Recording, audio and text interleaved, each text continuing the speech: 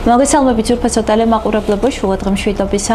ტელეკომპანია მეგატივს უყურებთ. გადაცემა შუადღე ქუთაისში დაიწყო პირდაპირ ეთერში, რომლის წამყვანიც ვარ მე ისევ და ისევ ნანა თევდორაძე და დღევანდელ დღეს გავატარებთ თქვენთან ერთად. ვეცდები რომ საინტერესო შეხვედრა გამოგვივიდეს. ბედნიერ დღეს გისურვებთ აქვე და გადაცემის სტუმარს წარმოგიდგენთ. ბატონი გელა სიორდია გვეწვია იურიდიული დახმარების სამსახურის განსაკუთრებით მნიშვნელოვან საქმეთა დასავლეთ საქართველოს ბიუროს უფროსი. ბატონი გელა ერთი წლის შემდეგ შემოგვიერთდა ესე ოფიციალურად ვიტყვით და ვერავინ ვერ შემოგვედავება პირდაპირ ეთერში და მიხარია რომ ისევ შემიძლია გუმას პინწლომას და გრძელდება ჩვენი თანამშრომლობა და მეგობრობა. ბატონო გელა, გამარჯობა, როგორ ხართ? მადლობა, კარგად ვარ, მოგესალმებით.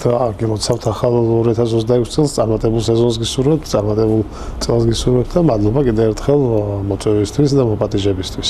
2025 წლიდან გავაკეთნერდები და დაგეკითხებით, რაიმე საინტერესო მოვლენა თუ მოხდა, რომელმაც თქვენზე წარუშლელი შთაბეჭდილება დატოვა, ან თუნდაც კარიერულ ზრდალში დაგეხმარებათ, კიდევ უფრო მეტად სხვა ამბიცია იპოვეთ საკუთარ თავში, ან იმედგაცრუება იგებთ, იმიტომ რომ გვინდა თუ არ გვინდა, ორივე ჩვენი ცხოვრების თამდევია ხოლმე.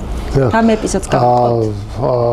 ალბათ ერთ-ერთი ესეთი საინტერესო რაც მოხდა ჩემს ესეთ პროფესიულ საქმიანობის კუთხით, ალბათ ის არის რომ 2025 წლის ბოლოს ადვოკატთა ასოციაციაში ჰქონდა არჩევნები, თავმჯდომარის და მათ შორის სხვადასხვა მმართველი რგოლის არჩევნები და ადვოკატთა უმრავლესობის გადაწყვეტილებით ამირჩიეს ადვოკატთა პროფესიული ეთიკის კომისიის წევრად. რაც ჩემთვის რა თქმა უნდა ძალიან დიდი პატივია და პატივთან ერთად პასუხისმგებლობა არის, იმიტომ რომ მომწევს ჯელობა იმ საკითხებთან დაკავშირებით, რამდენად ეთიკურად მოქმედებენ კონკრეტული ადვოკატები მათ მიერ პროფესიული მოვალეობის განხორციელებისთვის და ვფიქრობ რომ ეს ძალიან საინტერესო და სასიამოვნო 2025 წელი.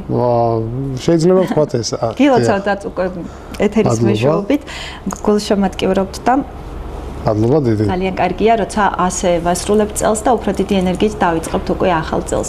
კარგით, ბატონო გელა, არაერთ საკითხზე გვისაუბრია ამ წლების მანძილზე. ძალიან ბევრი, რომელიც ეწყდებოდა ადამიანების უფლებებს, არა მხოლოდ ადამიანის უფლებებს და ცდილობდით რომ დაგეტოვებინოთ თქვენთვის საკონცო ფრაზები, რომლებიც ხშირ შემთხვევაში ბრჭყალებში გვაიძულებდა რომ გავთარიყავით უფრო მეტად კანონმორჩილები, დაგვეცვა როგორც ჩვენი უფლებები, ასევე გარშემო მყოფების. თემა, რომელზეც დღეს ვისაუბრებთ, ვფიქრობ ასევე საინტერესოა, მნიშვნელოვანია და რამდენადაც ვიცი, ნებისმიერი ჩვენთაგანი შეიძლება გახდეს ამ შემთხვევაში ნაბიჯი მსაჯული.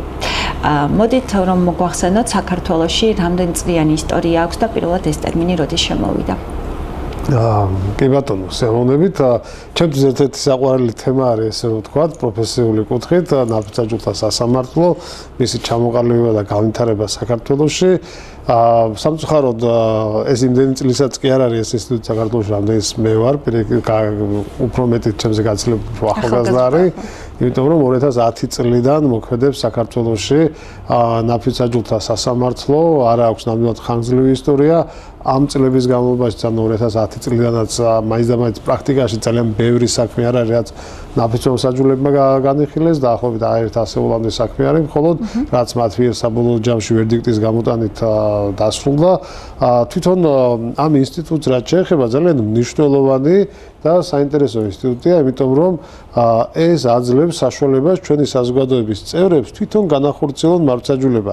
შეაფასონ ადამიანის ქმედება, რამდენად არის ის საზოგადოებისთვის მიუღებელი, კანონსაწინააღმდეგო, დანაშაული რამდენად არის ამ ადამიანის ქმედება, ამის შეფასების საშუალებას ეს ინსტიტუტი აძლევს ჩვენი საზოგადოების რიგით წევრებს და ამისთვის მათ არ უწესებს რაიმე სავალდებულო კრიტერიუმს, რომ განათლების კუთხით ან რაღაცა განვითარების ან რაღაც ტრენინგების გავლის კუთხით, ან ჩვეულებრივ ნებისმიერ ადამიანს, რომელიც მაგალითად ცხოვრობს სოფლად და ეწევა ფერმერულ საქმიანობას, რომელიც ცხოვრობს ქალაქში და მაგალითად ბუღალტრად მუშაობს რომელიღაც ფირმაში ან ორგანიზაციაში, მასწავლებელს და ასე შემდეგ, ნებისმიერი პროფესიის წარმომადგენელს შეუძლია განსაჯოს სხვა ადამიანის მიერ ჩადენილი ქმედება, რამდენად ეწინააღმდეგებოდა კანონს და შეიძლება თუ არა მივიჩინოთ ის დანაშაულად. ბატონო გელა, იმედია სარკაზმში არ ჩამოთვლით, მაგრამ სოციალურ ქსელს და მრავალფეროვან კომენტარებს თუ გადავხედავთ, ალბათ საქართველოში ნაფიცი მსაჯული იყო იოლია, იმიტომ რომ ყოველთვის რაღაცა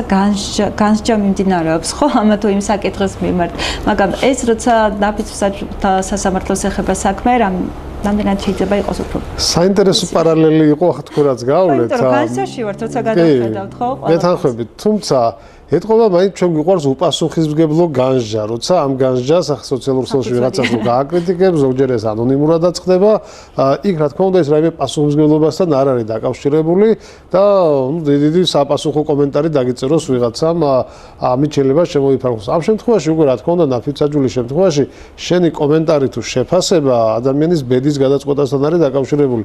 აქ არ გულისხმობთ მარტო ბრალდებულის ბედს, ხო? ერთი არის რომ ადამიანი გაამართლა მაგალითად და გაუშვა ამ ცნო დამნაშავედ და მეორე საკითხია, მეორე მხარე წავს ამ დანაშაულს ყოველთვის. ხო, ერთი არის ბრალდებული, რომლის ბედიც წყდება და ასევე იმ დაზარალებულის ბედიც წყდება, ხო? ის ნამდვილად მიადგა თუ არა მას ზიანი რომ მიადგა მისი დამსახურებით ხო არ იყო გამოწვეული და ასე შემდეგ. ამიტომ ძალიან მნიშვნელოვანი და საპასუხისმგებლო არის ეს და სამწუხაროდ ჩვენი მოსახლეობის უმრავლესობა დიდი ენთუზიაზმით და სიხარულით არ ხვდება იმას, რომ ის შეიძლება სასამართლოში ნაფიცმსაჯულის მოვალეობის შესასრულებლად გამოიძახონ. პირიქით, ძალიან ხშირია ის, რომ ისინი ყველანაირი საშუალებით ცდილობენ, რომ თავი აერიდონ ამ პასუხისმგებლობისგან. რაც შეეხება მიზეზს, ხო, რატო იქცევენ ადამიანები. ალბათ ის, რომ ჩვენ აქ კონკრეტული მოვალეობა არაფერ შუაში არ არის, ზოგადად ადამიანები სიახლეებს ყოველთვის რაღაცა შიშით უყურებთ ხოლმე, რომ რაც არ ვიცით, ის გვაშფოთებს, გვაფორიაქებს, გვანერვიულებს და მიგვაჩნია, რომ იქ რაღაცა შეიძლება შეცდომა დაუშვათ, ვიღაცა შეიძლება გონია, რომ აფიცაჯულად რო დაუძახეს ეს მას ამ საკითხს არავინ არ გადააწყვეტინებს და ეს უკვე გადაწყვეტილია და უბრალოდ ვიღაცა შირმა და რაღაცა დემოკრატიული ელფერი შესაქმნელად იყენებს, რაც ეგრე ნამდვილად არ არის, ეს სრული პასუხისმგებლობით შემიძლია თქვა, იმიტომ რომ არაერთ პროცესში მიმიღია მონაწილეობა და ნამდვილად ნაფიცმსაჯულები იღებენ თვითონ მონაწილეობას და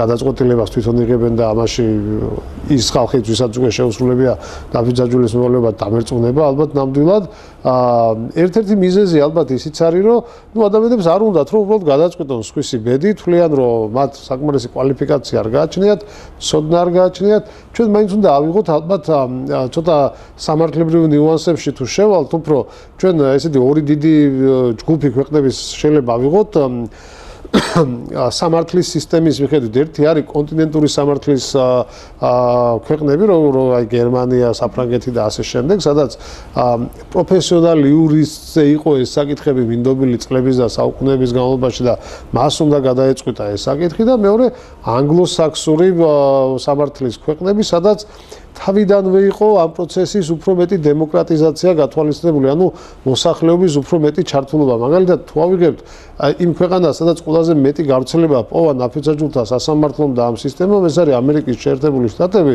სადაც აბსოლუტურად ყველა საქმეს ნაფიცმსაჯულები იხილავენ და აქ არ არის მარტო სისხლის სამართლის საქმეზე, მათ შორის სამოქალაქო, ადმინისტრაციულ და ასე შემდეგ ამ საქმეებს იხილავენ ნაფიცმსაჯულები. მე მქონდა ბედნიერება და შესაძლებლობა იმისა, რომ მე სასწავლო ვიზიტით ყოფილიყავი ამერიკის შეერთებულ შტატებში და დავსწრებოდით. რიგში დგანან ადამიანები, რომლებმაც უნდა შეასრულონ ნაფიცმსაჯულის მოვალეობა და ეს ძალიან გამართულად აქვთ აწყობილი სისტემა. ალბათ ეს იმ წლების გამოცდილების ბრალია, რასაც თქვენ ამბობთ, რომ ნაკრაალწლიანი პრაქტიკა არის და ჩვენთან შეიძლება რაღაც 40 წლის შემდეგ იგივე რიგები იდგეს ამ კუთხეს. მაინც რაღაც შეგვიშლის ჩვენ ხელს, როგორ ფიქრობთ? ჩვენს ქვეყანაში სწრაფით პროგნოზის გაკეთება თუ შეგიძლიათ? ჩვენს ქვეყანაში ყველაზე დიდი გამოწვევა ნაფიცაჯულთა სამართლთან მიმართებაში არის საჯულების შერჩევის პროცესი, იმიტომ რომ ყველაზე გაჭიანურებული არის ეს და ყველაზე რთული არის საჭირო რაოდენობის ნაფიცმსაჯულების შერჩევა და ცხადია ჩვენ როცა ვიყავით იქ ამერიკაში მქონდა შეკითხვა რომ აი თქვენ როგორ ახერხებთ ამას, როგორ ხდება. ჩვენთან ბევრი ცდილობს რომ აირიდოს რაღაცა მიზეზი მოიგონოს, ზოგჯერ ნაკლებად რელევანტური და ნაკლებად მნიშვნელოვანი და ნუ აი ეს კითხვები მქონდა ცხადია და იქ ერთ-ერთმა მოსამართლემ ესეთი პასუხი დაგვიბრუნა რომ ჩვენთან არავინ არ ცდილობს რომ ნაფიცმსაჯულის მოვალეობა თავიდან აირიდოსო და ნუ კითხვა რატო ხო რა ესე მოხარულები არიან და ბედნიერი არიან ამერიკის მოქალაქეები ამ მოვალეობის შესრულებით. არა, უბრალოდ ჩვენთანო ორი რამის არიდება არის ამერიკაში. ესეთი გამოთქვა არსებობს, რომ ამერიკაში ორ რამეს ვერ აირიდებ თავიდან. ერთი გადასახადების გადახდას და მეორე ნაფიცმსაჯულის მოვალეობის შესრულებას. ანუ იმდენ საქმეს იხილავენ ნაფიცმსაჯულები, რომ აუცილებლად მოგიწევს. ეს დღეს არ მოგიწევს, ხვალ მოგიწევს, ერთი თვის მერე მოგიწევს, ერთი წლის მერე მოგიწევს და შესაბამისად არიდებაც თავს კარგავს ამ აზს კარგავს ამ მოვალეობისგან, იმიტომ რომ მაინც მოგიწევს, როცა იქნება ამ მოვალეობის შესრულება. შესაბამისად, ალბათ აქაც ჩვენს ქვეყანაშიც რა შეიძლება გავაკეთოთ ამ კუთხით, ხო, პოპულარიზაცია ამ ინსტიტუტის, დარწმუნება ადამიანების იმაში, რომ ეს ნამდვილად მათ ესე რომ ვთქვათ, როგორც ვახსენე დასაწყისში, ბევრს გონია, რომ თვითონ არავინ არ მიაღებიებს გადაწყვეტილებას, გამოიყენებენ რაღაცა ბრჭყალებში ცუდი ან არასწორი გადაწყვეტილების მისაღებად და ასე შემდეგ. აი, ამაში უნდა დავარწმუნოთ ალბათ ჩვენი მოქალაქეები, რომ ეგრე არ არის. თვითონ რისიც ჯერათ, მე დაახლოებით ალბათ თუ არ მეშლება 10-ზე მეტი საქმე მაინც მექნება, 10-ზე მეტ საქმეში მაინც მექნება მონაწილეობა მიღებული, რომელიც ბოლომდე განიხილეს ნაფიცაჯულებმა და ვერდიქტი მიიღეს და არც ერთ შემთხვევაში არ შემიძლია თქვა, რომ ნაფიცაჯულთან ნებაზე გავლენა მოახდინა ვინმე. ყველა შემთხვევაში ძალიან რთული არის ამ გავლენის მოხდენა, იმიტომ რომ მინიმუმ 14 ადამიანი არის თავისი 2 საათად არიგოიანა და წარმოგიდგენთ ახლა თქვენ რომ ვიღაცა მივიდეს, გნებავთ ეს დაცვის ხარის წარმომადგენელი იყოს, გნებავთ ბრალდების ხარის წარმომადგენელი იყოს და ცადოს რამოდენიმე ნაფიცაჯულზე გავლენის მოხდენა. აი ნებისმიერი სხვა პირის შემთხვევაში ეს ჩვენდაერი ქვეყნებში არ არის უცხო, ხო? აი ვიღაცის გავლენით მიიღო გადაწყვეტილება და ასე შემდეგ, მაგრამ გარანტია იმისა, რომ ნაფიცი მსაჯული გაჩნდება და არ იტყვის ამას, ეს ნაკლებად არსებობს, იმიტომ რომ აი ზემოქმედება რითი უნდა მოახდინო, ეს არ არის მათთვის სამსახური. ეს არ არის მათთვის შემოსავლის წყარო. აი, რას ეტყვი, რომ იცი, შენ აღარ იქნები ნაფიცაჯული. შეიძლება მაგას ეგე უნდა კიდევაც. სიცოცხლის მოსპობით დაიმოქროს და სხვა ტიპის დაშინება იყოს. კი, ეგეც შეიძლება, რა თქმა უნდა, გამორიცხოთ, ვერაფერს ვერ გამორიცხავთ, რომ სიცოცხლის მოსპობით დაიმოქროს ვიღაცა სხვა რამის დაშინებით ან მაგალითად იმ ძირითადი სამსახურის დაკარგვით, მაგრამ გამოსავალი რა არის აქ, რომ უნდა ამოიღო ხმა და ყოფილა ესეთი პრეცედენტები, რომ როცა არასწორ კომუნიკაციას ჰქონდა, უბრალოდ ახლა მეტი კონკრეტიზაციისგან თავს შევიკავებ, როცა ჰქონდა არასწორ კომუნიკაციას მხარის მხრიდან ნაფიცაჯულთან, ნაფიცაჯული შემოვიდა სასამართლო დარბაზში და მოსამართლეს სამის განცხადებით მიმართა, რომ ეს ადამიანი მოვიდა ჩემთან და ესეთი რაღაცა მითხრა და ჰქონდა თუ არა მას უფლება და რა თქმა უნდა, ეს მერე იმ ადამიანის იმ პროცესიდან ჩამოშორება გამოიწვია ამათ. ამიტომ გაცილებით რომ რთული არის ნაფიცაჯულზე გავლენის მოხდენა, ვიდრე ნებისმიერ სხვა პირზე, ვინც შეიძლება საქმეში მონაწილეობდეს. იმიტომ რომ ისინი რამით არ არიან შემოჭრილები, ეს არ არის მათი ინტერესი და არ უოცნებიათ რომ მოსამართლეები გახვდარიყვნენ და თუ ვინმე ჩამოაშოროს, შეიძლება ბედნიერიც კი იყოს ეს ადამიანი და ამიტომ როგორც წესი კიდევ უფრო რთულია რომ მათზე ვინმე გავლენა მოახდენს, ვიდრე როგორც ვთქვი ნებისმიერ სხვა პირთან მიმართებაში. ბატონო გელამ, თუ შეგიძლიათ რომ რამდენიმე წამი რაღაც გონებაში გაციშოთ თქვენი პროფესია და როგორც რიგითი მოქალაქე, რატომ მიგეცნიათ უპირატესად რომ ნაფიცაჯულთა სასამართლო პროდუქტიურია? კი, გეტყვით ამის შესახებ. დიახ, მე მგონია რომ ჩვენი საზოგადოების ერთ-ერთი ძირითადი პრობლემა არის დაბალი სამართლებრივი ცნობიერება და სახელმწიფო ინსტიტუტებისადმი მეტნაკლებად მაინც დაბალი ნდობა ჯერჯერობით. იგივე სასამართლოსადმი, იგივე სამართალდამცავი ორგანოებისადმი და ასე შემდეგ. და მათ შორის ადვოკატების მიმართაც ჩვენ არ ვართ სახელმწიფო ორგანოს წარმომადგენლები, მაგრამ მაინც ადვოკატების მიმართ არსებობს გარკვეული კრიტიკული დამოკიდებულება, ხო? ამის შეცვლა შეიძლება დასჭირდეს წლები, 10 წლეულები შეიძლება დასჭირდეს, რომ ეს ნდობა მოიპოვოს, უფრო მეტი ნდობა მოიპოვოს სასამართლომ, უფრო მეტი ნდობა მოიპოვოს სამართალდამცავმა უწყებებმა და ასე შემდეგ. წარმოიდგინეთ, რომ ჩვენთან ყველა იმ საქმეს, რომელიც სადავოა, იხილავდნენ ნაფიცი მსაჯულები. ყოველდღიურად ჩვენთან სასამართლოში ალბათ 10-ობით თუ 100-ობით არა საქმის განხილვა მოხდება. 100-ობით საქმეზე რადგანაც ვთქვით, რომ არანაკლებ 14 მსაჯული უნდა იყოს, 1000-ობით ადამიანი ყოველდღე სასამართლოში ჩვენი საზოგადოების რიგითი მოქალაქე მიიღებს მონაწილეობას. ეს რას გამოიწვევს, რომ ნახავენ ეს ადამიანები, რომ ეს არ არის რაღაცა იმის ბედნიერ ვარსკვლავზე დაბადებული ადამიანებისთვის შექმნილი სისტემა თუ უწყება ეს მართლმსაჯულების განხორციელება. არაფრით ჩვენ იურისტები, ადვოკატები, პროკურორები, მოსამართლეები არ აღვემატებით ჩვენი საზოგადოების ნებისმიერ წევრს.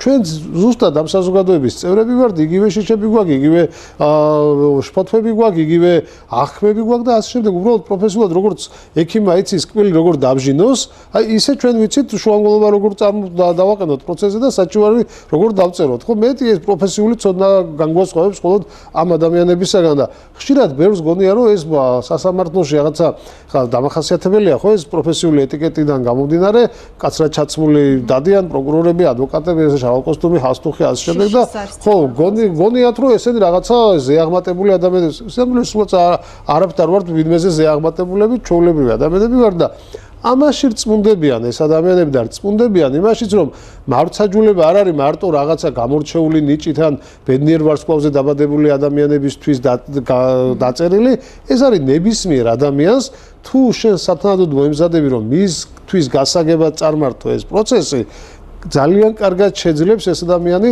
თეთრისა და შავის, მტყვანისა და მართლის გარჩევას, ხო? აი, მაგალითად აუცილებელი მოგახსენე ჯერ ამ ეტაპზე მაინც ერთად ყველობის საქმეებს განეხილავენ ნაფიცმსაჯულები და ერთ-ერთი არგუმენტი შეიძლება იყოს, რომ როცა მე იმ ადამიანს დაზიანება მივაყენე, ვიყავი აუცილებელი მოგერიების მდგომარეობაში.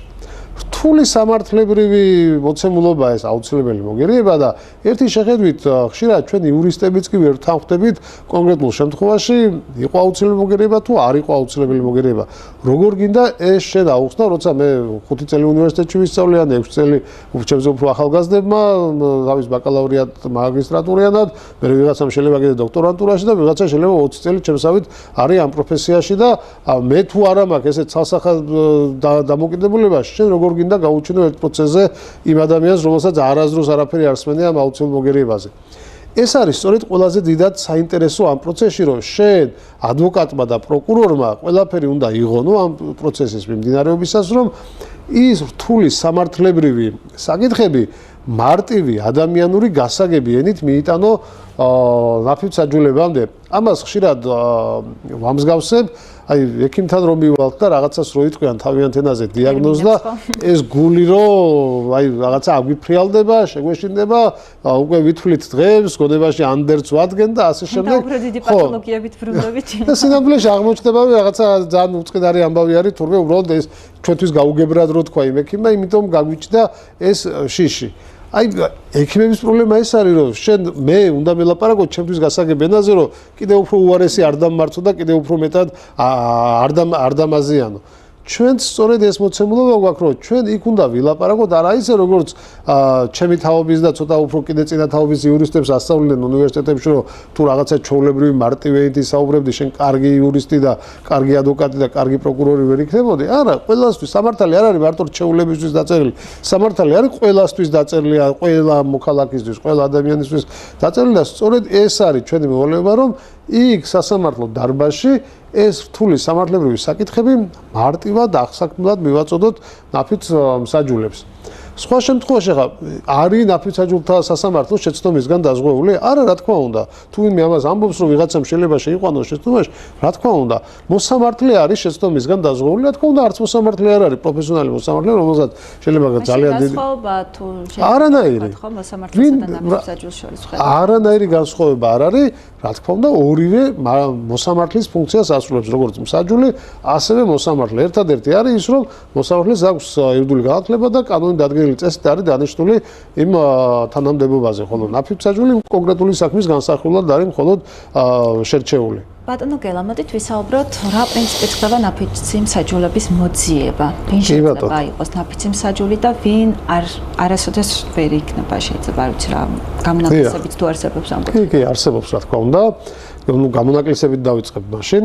გამონაკლისები შევდივარ მე, ჩემი პროფესიის წარმომადგენლები, ანუ ადვოკატები პირდაპირ წერია კანონში, რომ ვერ იქნებით ნაფიცმსაჯულები, ასევე ნაფიცმსაჯული ვერ იქნება პოლიციელი, პროკურორი, გამოძიებელი, უშიშროების და თავდაცვის ძალების მოსამსახურე, ეს ადამიანები ვერ იქნებით ვერასოდეს ნაფიცმსაჯულები. ახლა როგორ ხდება მოძიება? ხო, აი რა იმ შიშებზე რაზეც საუბრობდით, რომ ვიღაცამ შეიძლება გავლენა მოახდინოს, ვიღაცამ მისთვის სასურველი ნაფიცმსაჯული, შერჩევის პრინციპიც იმგვარად არის ნაფიცმსაჯულთა კანონში, კანონმდებლობაში ფორმულირებული, რომ ეს ფაქტობრივად გამორიცხულია, რომ მე წინასწარ მაგალითად აი ისე მოაგვარო, რომ ჩემი მეზობელი აღმოჩნდეს იქ ნაფიცმსაჯული და ჩემთვის სასარგებლო ხო ჩაწყობა გამორიცხულია სრულად, იმიტომ რომ საქართველოს რო ორად გავყოთ, ანუ დასავლეთ საქართველო და აღმოსავლეთ საქართველო, დასავლეთ საქართველოში მდებარე სასამართლოებისთვის სასამართლოებს და აღმოსავლეთ საქართველოში მდებარე სასამართლოებს სამოქალაქო სერვისების განვითარების სააგენტო ყოველწლიურად უგზავნის 18 წელს მიღწეულ პირთა სიას.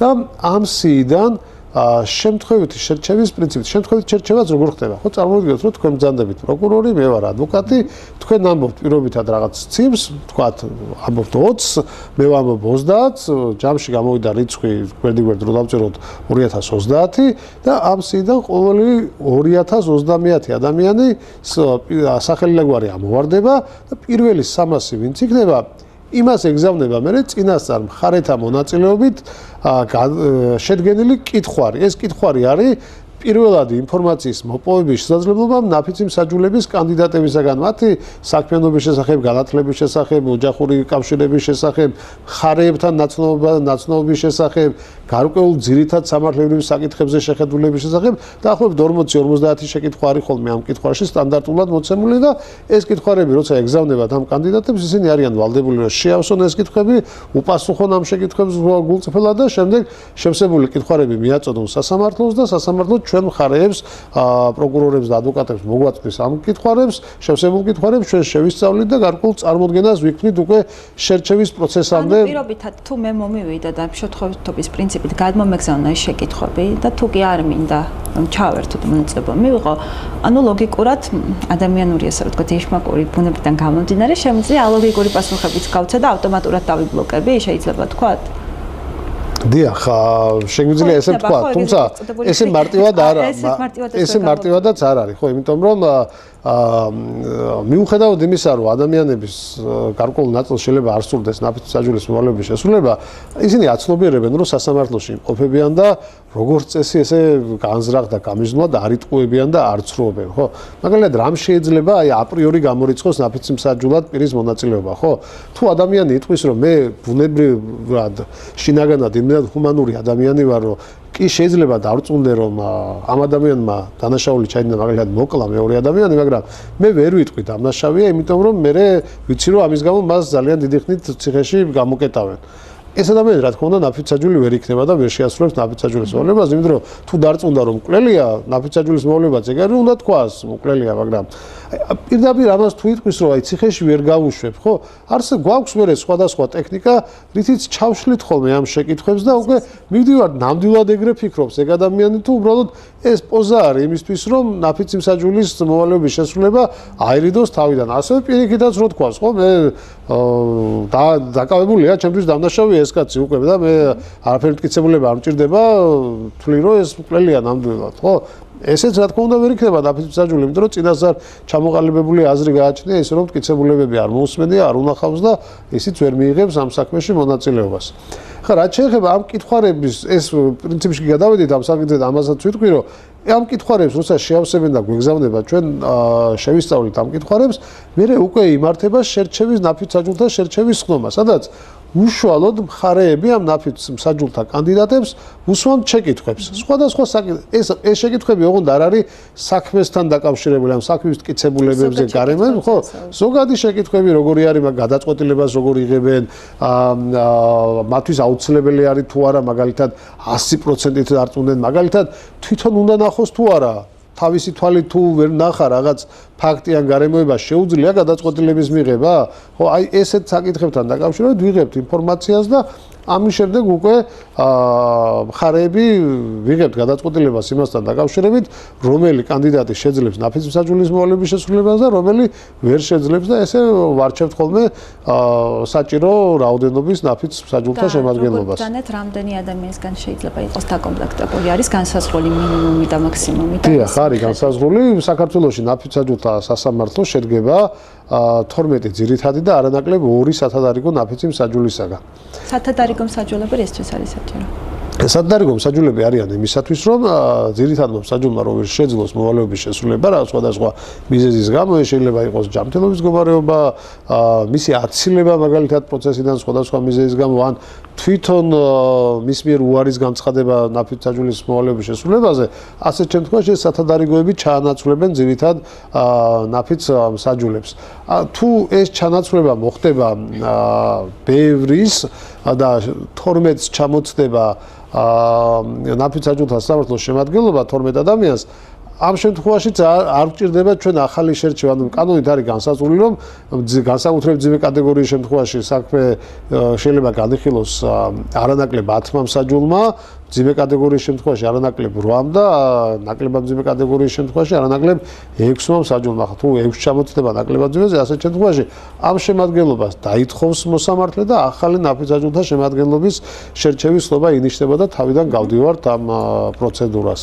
კარგით, რა უფლებები აქვს ზოგადად ნაფიც მსაჯულებს? აბსოლუტურად ყველაფერი, რაც შეიძლება საქმესთან იყოს კავშირში, თუ შეიძლება ითქვას, რომ შეზღუდულები არიან რაღაც კუთხით. დიახ, ჩვენთან პროცესი ტარდება შეჯიბრებითობის პრინციპის საფუძველზე, რაც ნიშნავს იმას, რომ მე და თქვენ რო ვართ პროკურორი და ადვოკატი, ჩვენ თვითონ ვართ ვალდებული ჩვენი პოზიციის დამამტკიცებელი მტკიცებულებები და არგუმენტები ჩვენ თვითონ მოვიტანოთ სასამართლოში. მოსამართლეს ისევე როგორც ნაფიცაჯულს მსგავსი ვალდებულება კი არა, უფლებაც კი არ აქვს. აი, პირობითად რა ვთქვა, ხო, აი მაგალითად ეს საათი ოქროსი არის თუ არა, ვის შეუძლია დაადგინოს, ხო, ექსპერტს, რომელიც ქიმიკოს ალბათ, ხო? და თუ ეს ექსპერტიზა არც ადვოკატმა ჩაატარა და არც პროკურორმა და ისინი დაობენ რომ ეს ოქროს საათი იყო და ოქროს საათი მოპარა ბრალდებულმა დაზარალებულს, აი მოსამართლეს კლავს ინტერესი ნამდვილად ოქროსია თუ არა, ხო?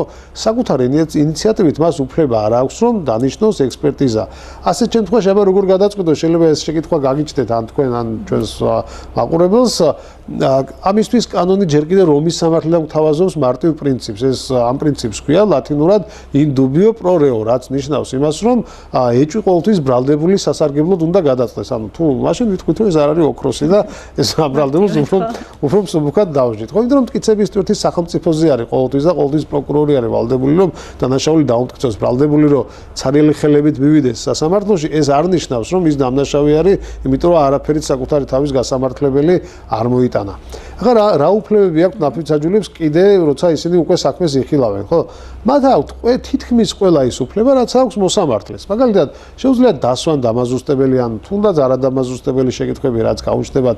პროცედურაც ისეთია, რომ ვინმე რომელიმე რაღაც უხერხულობის გამო არ შეიკავოს თავი, იდენტიფიცირებაც კი გართულებული არის, თუ რომელმა ნაფიცმა მსაჯულმა რომელი შეკითხვა დასვა.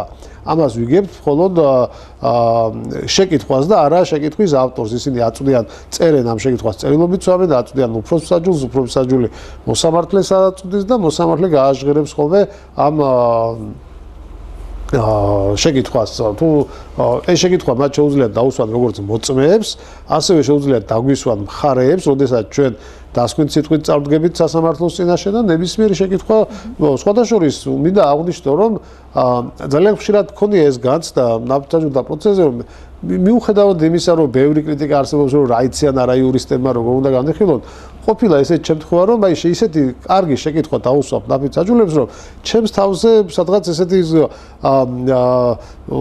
პროფესიული რაღაცა უკმაყოფილების ზომა დამრჩენია, რომ იმათმა მოიფიქრეს ეგ შეკითხვა და მე როგორ არ მომაფიქრდა ადვოკატს ეგ შეკითხვა თქვა. არ არის ეგ, რომ აი არ არიან პროფესიონალები და ვერ დასვამენ სწორ და ან საჭირო და აუცილებლო შეკითხვა. ძალიან კარგად ხვდებიან ადამიანები, იმიტომ რომ კიდევ ერთხელ ეს როცა ჩაობარე სამართალზე მაშინაც ეს სულისკვეთება მქონდა და გამაჩნდა რომ სამართალი არ არის მარტო იურისტებისთვის დაწერილი და მარტო იურისტები არა ვართ ჩვენ სამართლის მომხმარებლები და ამ ნაფიცაჯულთა სამართლომ კიდევ უფრო მეტად განმიმტკიცა ეს რომ ჩვეულებრივი ადამიანებიც ძალიან კარგად ახერხებენ სწორის და არასწორის გარჩევას და სამართლიანის და უსამართლოს გარჩევას.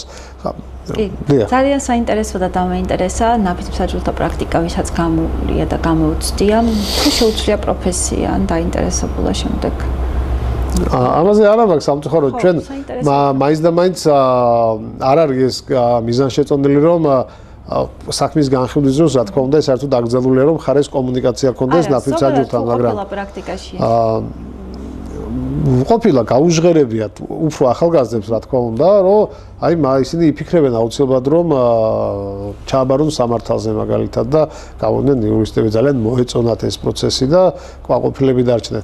მე სიმართლე გითხრათ, ემოციურად მათთვის მძიმე არის ეს რა თქმა უნდა გადაწყვეტილების მიღება, გნებად გამომართლებლის, გნებად გამომტყუნებლის ორივე ძალიან უჭირდა და განიცდიან ამას და ცრემლებიც მინახავს ნაფიცი მსაჯულებიდან რომ ტირიანიმ გადაწყვეტილების მიღებისას და ასე შემდეგ. ამას ჩვენც ყველა იგივე შეიძლება ესე არ გამოხატავდეს ახლა მოსამართლედ თვალსწრებლიანი არ აცხადებდეს გადაწყვეტილებას ან პროკურორი და ადვოკატი არ ტიროდეს დასკვნითიან შესავალი სიტყვის დროს ან რომელიმე მოწვის მოსმენის დროს, მაგრამ ჩვენც ადამიანები ვართ და ამ ემოციისგან ცარიელები არა ვართ, რა თქმა უნდა, ჩვენც გვაქვს ეს ემოციები, უბრალოდ ეს პროფესიული წვრთნა გვაძლევს იმის საშუალებას, რომ ესე სააშკარაოდ არ გამოვიტანოთ ახლა ეს ემოციები და სხვა გარეშე თვალისთვის არ იყოს შესამჩნევი, თორე ჩვენც ადამიანები ვართ, ცხადია და ეს ემოციები ჩვენც გვაქვს და ეს სავსებით ბუნებრივია, რომ მათ ჰქონდეთ და გააჩნდეთ ეს ემოციები და ამან მე შეიძლება სხვადასხვა ინტერესებიც გაუჩინოთ, რომ მე გადაწყვიტონ, რომ თვითონ აღა სამართლიანობისთვის თვითონ იყვნენ მებრძოლები და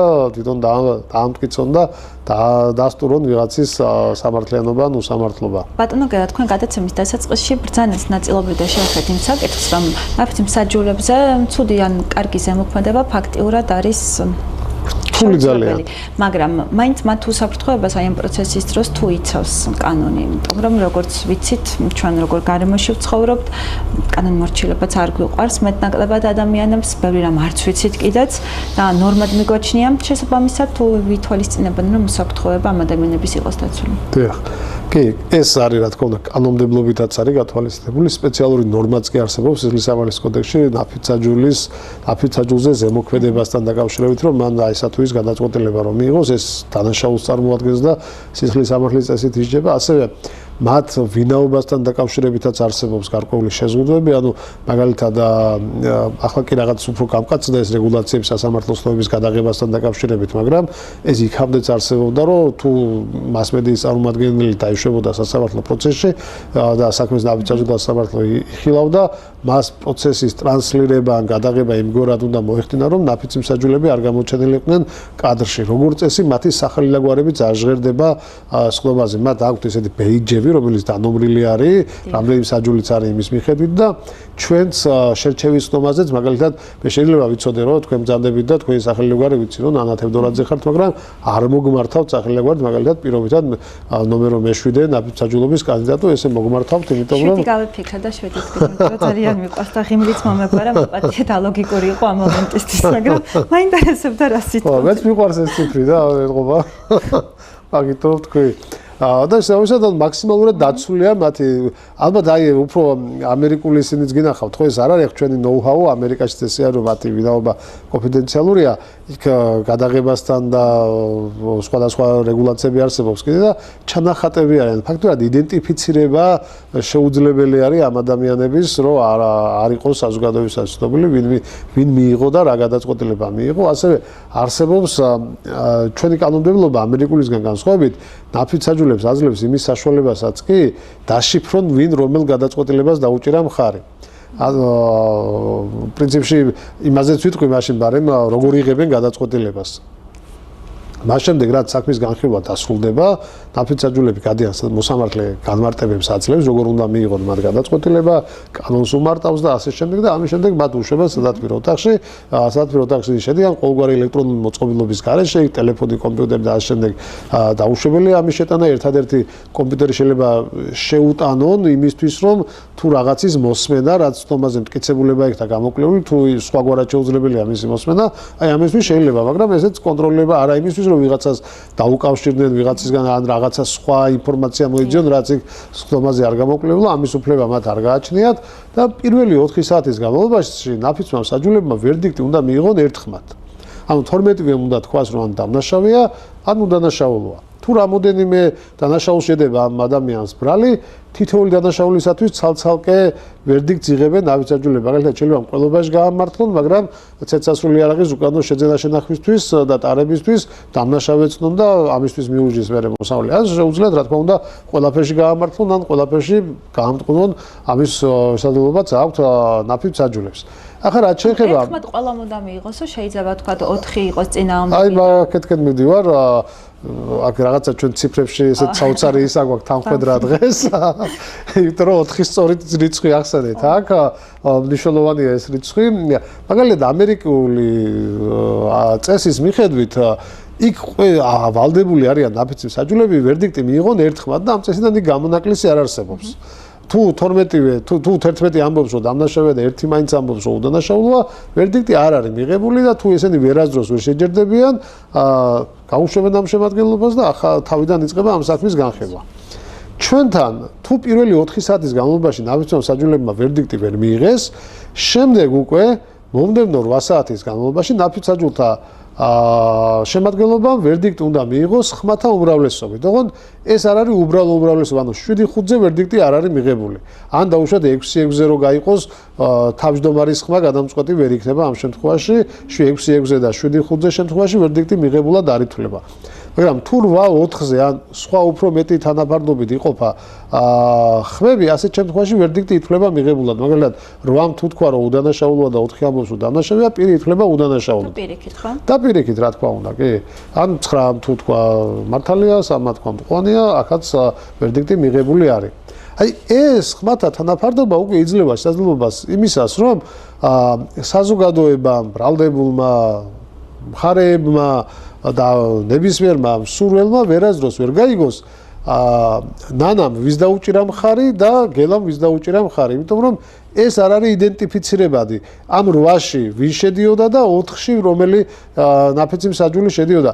ეს კიდე დამატებით გარანტია არის თუ ვინმეს იმისი ეშინია რომ ვიღაცა მიღებული გადაწყვეტილების გამო შეიძლება მას პასუხი მოსთხოვოს, შური იძიოს და ასე შემდეგ.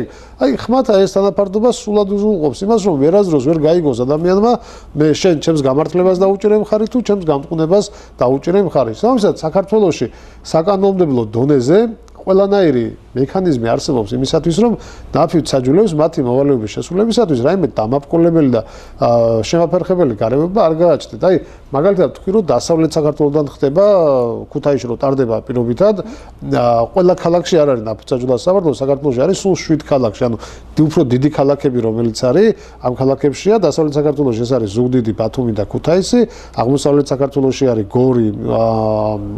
გორი, თბილისი, რუსთავი და თელავი. სულ ამ 7 ქალაქში არის ნაფიცაჯულთა სასამართლო და რა თქმა უნდა, როცა ახლა მაგალითად პირობითად ზუგდიდელ ადამიანს, ზუგდიდში მაცხოვრებელ ადამიანს შეიძლება ქუთაისში მოუწიოს ნაფიცაჯულის მოვალეობის შესრულება, რთულია ყოველდღე რო იაროს. ხო, სამის განხილვა შეიძლება 1 კვირა გაგრძელდეს, 10 დღე გაგრძელდეს, 2 კვირა გაგრძელდეს. ამიტომ უზრუნველყოფილია მათი მგზავრობა, ანუ უფინანსებენ აძლევენ საბაბის სახსრებს. უზრუნველყოფილია მათი კვება, უზრუნველყოფილია მათი საცხოვრებელი, როცა დასარჩენი ჭირდება.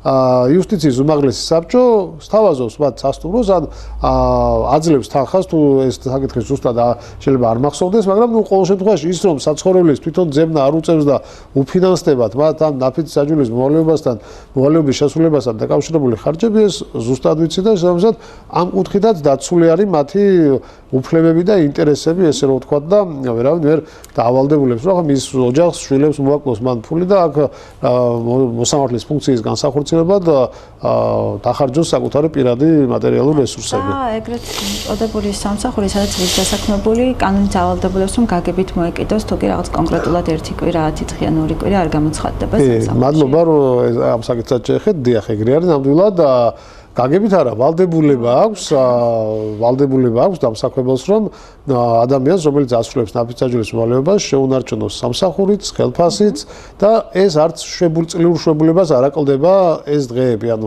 ეს არ არის, რომ აი დაწერე შვებულება წადი შეასრულე და მე არა, ეს უფლება არ აქვს დამსაქმებელს, დამსაქმებელი ვალდებულია, რომ არანაირი დაბყოლება არ შეუქმნას ადამიანს ნაფიცაჯულის მოვალეობის შესრულებამ. და ხა არსებობს ესეთი შემთხვევები, როცა შესაძლოა პირი როცა დასაქმებული არის, ის შეუცვლელი იყოს იმ სამსახურში. აი ხო, ახლა პირობითად ხო პატარა ქალაქები მაგალითად აი მესტია, ცაგერი და ასე შემდეგ ხო, სადაც იქ შეიძლება საავადმყოფოში მაგალითად სამედიცინო დაწესებულებაში ერთი ანესთეზიოლოგი იყოს. ხო, ახლა უცებ საოპერაციო დრო შეიყვანო ადამიანი, ვიღაცამ ხო უნდა დააძინოს რაღაც გაგვიძებულ ადამიანს ხო ვერ გაჭრიან და ხო ჩაუტარებს ქირურგი პროცედურას.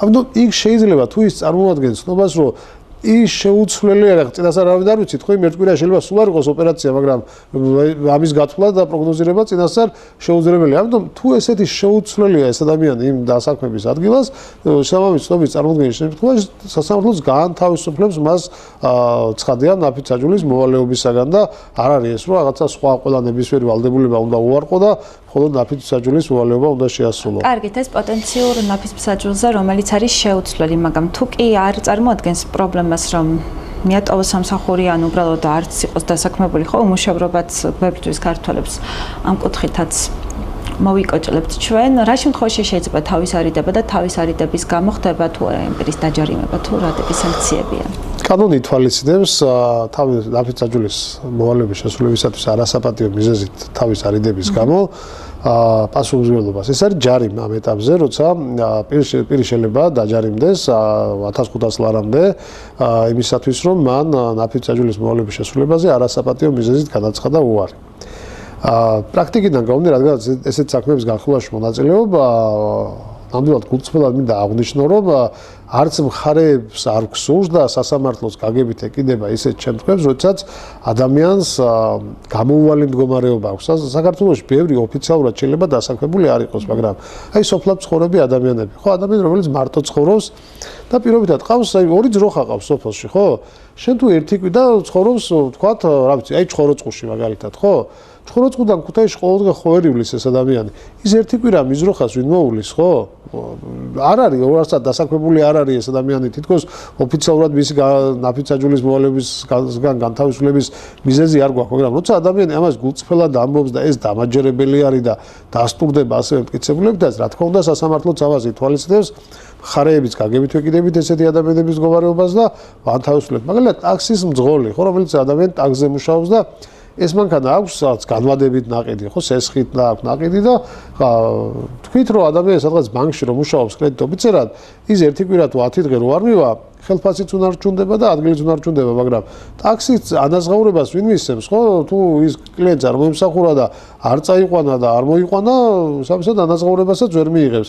ამან შეიძლება გამოიწვიოს ის, რომ სესხი ვერ გადაიხადოს თვის ბოლოს და ფინანსურად დაზრალდეს. ამასაც რა თქმა უნდა, როცა ადამიანი წარმოადგენს მონაწერს დღეს ეს მარტივი არავინ არ თხოვს რომ წინასწარ რაღაცა ესეთი მომზადებული მოვიდეს ეს ხშირად არ არიან ხოლმე ეს ადამიანები მაგრამ დღეს ტელეფონი შეგიძლია გახსნა და ანახო იქ თუნდაც მოსამართლეს რომ აბატონო ამ ვალდებულება გამდენი და თუმცა ამდენი დაწვრილმანებასაც არ მიმართავთ ხოლმე როცა ეთყობათ ადამიანებს ამას გულწრფელად როცა ამბობენ და მაგრამ ამის დამტკიცება და დადასტურებაც მაინც და მაინც რთული არ არის რომ სასამართლო გაგებით მოეკიდოს ამ ადამიანის პრობლემას და ის არა რომ შენ სულ არ მაინტერესებს შენი პრობლემა ნაფიც-საჯულის მოვალეობა უნდა შეასრულო, ეგრე არ არის, რა თქმა უნდა, არც ჩვენ ვართ მხარეები განწყობილი და სასამართლოც ხშირ შემთხვევაში ეგრე არ არის განწყობილი. ბატონო გელან, თქვათ და მიიღო ნაფიც-მოსაჯულებმა გამამტყუნებელი ან გამამართლებელი განაჩენი.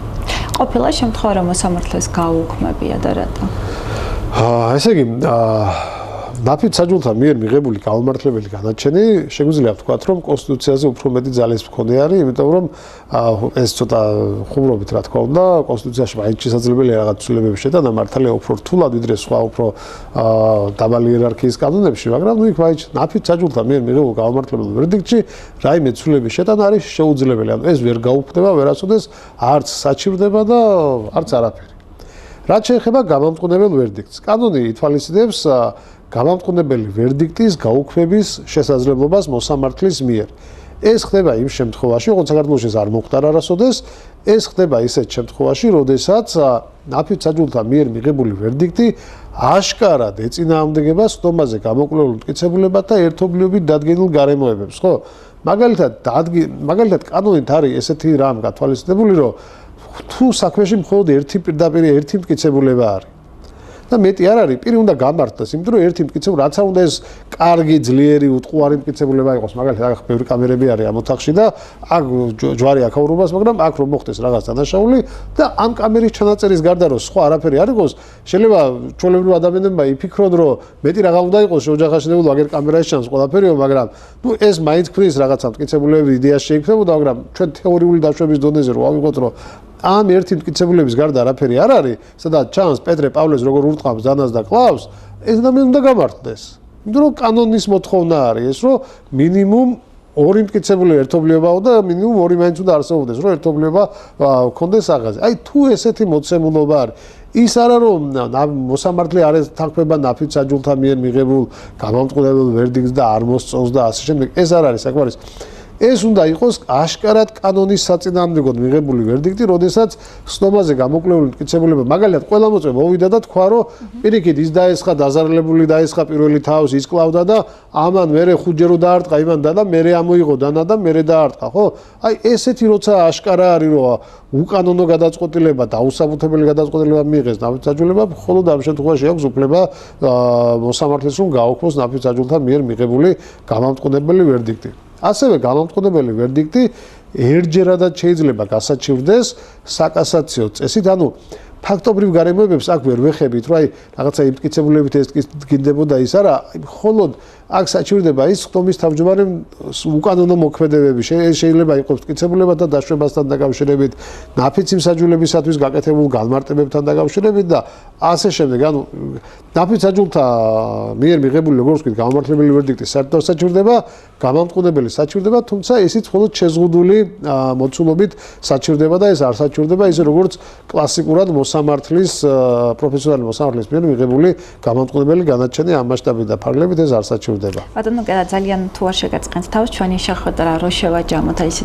ძალიან მოკლედ და რამდენად ხედავთ თქვენ საჭიროებას, რომ საგანმანათლებლო სივრცეებშიც, როგორც თქვენ ნამდვილად ხოლმე და თქვენ იმას მინდა მიყვარს, იმიტომ რომ საუბრობ და რიგითი მოკვდავებისთვის გასაგები ენაზე, თუმცა ბევრისთვის თუ ტერმინებს არ გამოიყენებს, როგორც თქვით, დარჩებიან, ხო, ჩვენს ირგვლივ ადამიანები არ მიაჩნიათ ეს სერიოზულად, არაპროფესიონალიზმზეც მიანიშნებენ, მაგრამ მე მაინც ვფიქრობ, რომ როცა ჩვენ ვართ დილეტანტები ამ საკითხში, უმჯობესი იქნება ჩვენს ენაზე გვესაუბროთ, რომ მისვრუნოთ კიდევ უფრო მეტად ჩვენს ინფორმირებულობაზე და საგანმანათლებლო სივრცეებიდან რამდენად უნდა იწყებოდეს ბავშვობის, ასე ვთქვათ, ჩართვა. კი, ეს იურის სტუდენტებში ძალიან პოპულარული თემა არის, შეგვიძლია ვთქვათ, დღესდღეობით ნაფიც-საჯულთა სასამართლო, სამართლის სკოლებში არაერთი იმიტირებული პროცესები ეწყობა ამ სტუდენტების მონაწილეობით, ამ სასამართლო უნარჩვების და ნაფიც-საჯულთა იმიტირებული პროცესების მონაწილეობით. ინტერესი ძალიან დიდია, ინტერესი აქვთ ახალგაზრდებს, მიუხედავად იმისა, რომ ახსენეთ, რომ ბევრი რაღაც მოხარული არ არის ამ ნაფიც-საჯულის მოვალეობის შესრულებისა, ახალგაზრდა თაობაში პირიქით ძალიან ბევრი რომ მოდიან, როცა ახალგაზრდები არიან ხოლმე კანდიდატები, მათ აქვთ ინტერესი და სრულიც რომ იყვნენ ნაფიც-საჯულები, რადგან აინტერესებს ჩინიდან დაინახონ ეს პროცესი როგორ ხდება, რანაირად ხდება. რა თქმა უნდა, ინფორმირებას აქვს ძალიან დიდი მნიშვნელობა, რომ არა ახალგაზრდა წევრებსაც ჩვენი საზოგადოების გაუჩინოთ ინტერესი, რომ შეასრულონ ნაფიც-საჯულის მოვალეობა. მით უმეტეს უფრო მნიშვნელოვანი და საინტერესო შეიძლება იყოს მათი ცხოვრებისეული გამოცდილება ამ საკითხის გადასაწყვეტად და მთავარია რომ დავაინტერესოთ ეს ადამიანები. მე მქონია ესეთი მაგალითებიც, როცა თავიდან ადამიანებს არ სურდათ ნაფიც-საჯულის მოვალეობის შესრულება, მაგრამ მე რომ დამდგარა დღის წესრიგში მათ უნდა გაეგრძელებიათ თუ არ უნდა გაეგრძელებიათ ამ საქმის განხილვა, ძალიან დიდი პროტესტის შეხვედრია ჩვენ, მაგრამ რას ქვია არ უნდა გავაგრძელოთ.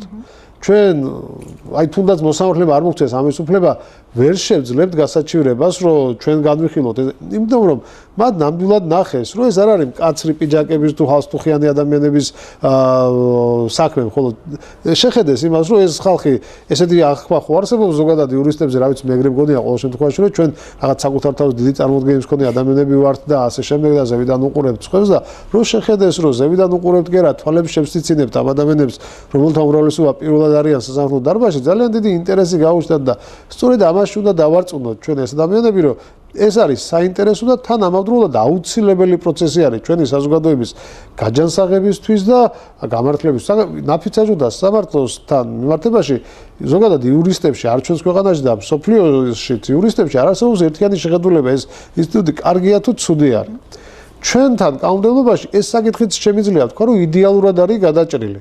მაგალითად, თქვენ ხართ ადამიანი, რომელსაც არ მოგწონთ პირობითად, ხო, ნაფიც-საჯულთა სასამართლო. მე ვარ ადამიანი, რომელსაც მომწონს ნაფიც-საჯულთა სასამართლო. ჩვენ თანამედროვე ადამიანები ხო თავხდებით, ან ხო უნდა თავხდებოდეთ მაინც იმაზე, რომ მაინც და მაინც ის კი არ უნდა იყოს მისაღები, რაც მე მომწონს, ან რაც თქვენ მოგწონთ. ხო, ორივეს უნდა გქონდეს ჩვენი ინტერესების და სრულების კანონის ფარგლებში რეალიზების საშუალება. სამისად ორივე ჯვარი გწერია, მაგრამ ჩვენ თუ ხვალ ბრალდებულები აღმოჩნდებით, თქვენ თუ არ მოგწონთ ნაფიც-საჯულთა სასამართლო, შეგიძლიათ თქვენი ბედის გადაწყვეტა მიანდოთ ჩვეულებრივ მოსამართლეს, მე თუ მომწონს ნაფიც-საჯულთა სასამართლო, მე შემიძლია ჩემი არჩევანია. დიახ, ბრალდებულის არჩევანია ჩვენთან ეს. ჩვენი კანონმდებლობით. არის ქვეყნები, სადაც არ არის ეს ბრალდებულის არჩევანი და თუ მაგალითად საპროცესო დახმარება არ იდება პროკურორს და ბრალდებულს შორის საქმეს ავტომატურად ნაფიც-საჯულთა სასამართლო განიხილავს, მაგრამ ჩვენთან ესე არ არის. ჩვენთან არის ცალსახად მხოლოდ ბრალდებულის აი პროკურორს რო ძალიან უნდოდეს მაგალითად რომ ეს საქმე ნაფიც-საჯულება განიხილონ, ვერა მხოლოდ ბრალდებულს შეუძლია. სტატისტიკას თუ გადავავალებთ თვალს, თქვით რომ პრაქტიკაში რამდენიმე წელს იწვის ნაფიც-საჯულთა სასამართლო საქართველოში, მაგრამ აი სტატისტიკურად რომელს უფრო ხშირად ერჩევენ ბრალდებულები? ხო, არა მაქვს ამაზე ინფორმაცია, თუმცა ჩვენი ბრალდებულებიც ამ საზოგადოების წევრები არიან და ზოგჯერ შეიძლება იყოს ესეთი შემთხვევა, რომ ბრალდებულს სულაც არ კონდეს ინფორმაცია ნაფიც-საჯულთა სასამართლოს შესახებ. მაშინ ვინ უნდა გააგებიოს, რა თქმა უნდა, მისმა ადვოკატმა უნდა გააგებიოს ნაფიც-საჯულთა სასამართლოს შესახებ. ისევე როგორც საზოგადოებაში ადვოკატებშიც ნაფიც-საჯულებსაც ყავს ხარდაჭერები და არამხარდაჭერები. სხვადასხვა უნარებს მოითხოვს ჩვეულებრივ მოსამართლესთან გამოსვლა და ნაფიც-საჯულთა სასამართლოში გამოსვლა. ახლა თქვენ მე ამას კომპლიმენტად მივიღებ თქვენგან ჩემთან მიმართებაში აღნიშნეთ რომ ჩვეულებრივი მარტივიონით საუბრობთ ხოლმეო. აი ერთ-ერთი რაც უნდა გააკეთოს ადვოკატმა და პროკურორმა ნაფიც-საჯულთა სასამართლოს სწორედ ესეთი მარტივიონით უნდა ისაუბროს და მათთვის გასაგებად და ცოტა განსხვავებული უნარები ჭირდება ვიდრე ჩვეულებრივ მოსამართლესთან გამოსვლას და კლიენტის ინტერესების წარმოდგენას. ეს ახლა რა თქმა უნდა თუ პროცესში არ იღებ მონაწილეობას, აი ეს გამოცდილება ბუნებრივია ვერ გექნება და თანდაყოლილად ეს არავის არ გაგვაჩნია და არავის არ გვაქვს. ამიტომ ხშირად ადვოკატები ჩემი შეფასებით ზოგიერთ შემთხვევაში თავს იკავებენ რომ კლიენტს ურჩევნ საქმის წაღება ნაფიც-საჯულთა სასამართლოზე. ასევე არის ეტაპი ესეთი წინა სასამართლოს ხდომა ქვია, როდესაც ხდება ნაფიც-საჯულთა სასამართლოს მიანდობს ბრალდებული საქმეს თუ არა ამ საკითხის გადაწყვეტა. ამ ეტაპზე მოსამართლესაც აქვს იგივე ვალდებულება რომ განუმარტოს ბრალდებულს ნაფიც-საჯულთა სასამართლოს დებულებები და გამოარკვიოს მოკლედ ირჩევს თუ არა, მაგრამ მაინც ადვოკატის პოზიცია არია გადამწყვეტი, იმიტომ რომ კლიენტი ენდობა ადვოკატს და კლიენტისთვის ადვოკატის რჩევა და პოზიცია არის ხშირ შემთხვევაში გადამწყვეტი და ის მას ეყრდნობა და მის მიხედვით იღებს გადაწყვეტილებას და ესეც ჩვეულებრივი ამბავი ალბათ ყველა საქმე რა თქმა უნდა არ იქნება ნაფიცებზე და ნაფიც-საჯულთა სასამართლოს აღებული და გარკვეული საქმეებისა ალბათ იქნება ნაფიც-საჯულთა სასამართლოს მიერ განხილული. მოკლედ ძალიან დიდი მადლობა რომ დრო დაგვითმეთ, კარგ დღეს გისურვებთ, წარმატებას გისურვებთ და დარწმუნებული ვარ რომ ამ წელსაც არაერთ გზით შევხვდებით ერთმანეთს და სხვა არანაკლებ მნიშვნელოვან საქმეებზე მოგვიწევს საუბარი. დროებით აგემშვიდობებით, ნახვამდის. ნახვამდის. მადლობა. ძვირფასო ტელემაყურებლებო, გადაცემაში უოთხე ქუთაისში დღეისათვის ამით დასრულებულია. ჩემი სტუმარი გახლდათ იურიდიული დახმარების სამსახურის განსაკუთრებით მნიშვნელოვან საქმეთა დასავლეთ საქართველოს ბიუროს უფროსი ბატონი გელასიორდია. თქვენთვის ნანა თევდორაძე მუშაობდა, კაცმეხმალი კეჩოგოვაძე, ხვალ კინოს დღე გვაქვს, ასე რომ გადმოერთეთ მეგაზე დაგვიმეგობრდით, ბედნიერ დღეს გისურვებთ და გემშვიდობებით, ხოლმე საუკეთესო სურვილებით, ნახვამდის.